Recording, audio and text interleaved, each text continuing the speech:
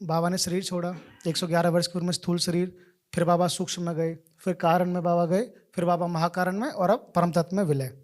तो ऐसे ही क्या हम उस अवस्था को प्राप्त हो सकते हैं अपनी ध्यान ध्यान साधना के द्वारा, या अपना भाव ऐसा प्रकृति के द्वारा उत्पन्न हो, दरबार के द्वारा ऐसा उत्पन्न हो और उस चरम सीमा तक पहुंच पाए कि हम उस अवस्था को, स्थूल शरीर को जब हम त्याग करें तभी हम उस अवस्था को प्राप्त हो जाएं कि हमारा विलय भी परम तत्व में हो, हम इन जगतों में ना जाना पड़े। क्या ऐसा संभव है?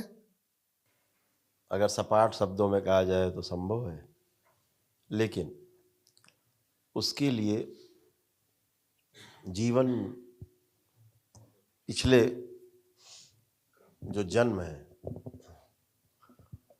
उनमें उसके द्वारा जो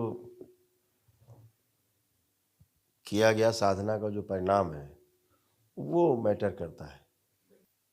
दूसरा, बाबा जैसी परिस्थिति सबकी नहीं हो सकती।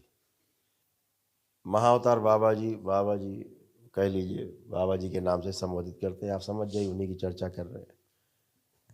तो वो संभावनाएं सब में नहीं हो सकती एक साथ, हो भी सकती हैं तो हम उनको नहीं जानते अभी, और उसको जान के हम लोग करेंगे भी क्या। जिसका हमसे संबंध है उसकी चर्चा करते हैं।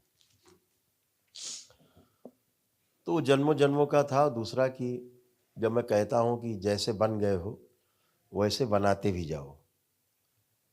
जिस स्तर पे हमारी समझदारी विकसित हो गई है, उस स्तर की समझदारी अपने आसपास वाले लोगों में भी हम धीरता और वीरता पूर्वक उनमें भी ऐसा स्थिर करते जाएं।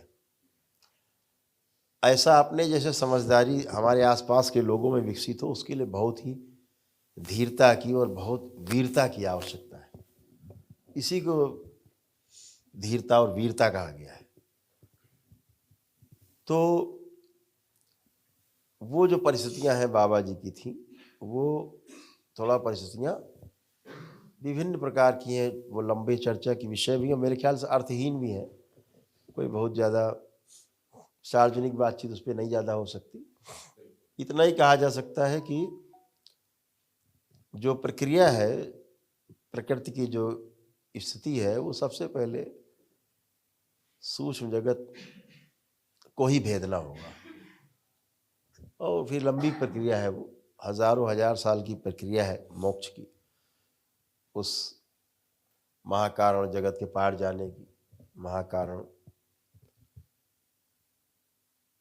के पार जाने का जो मामला है वो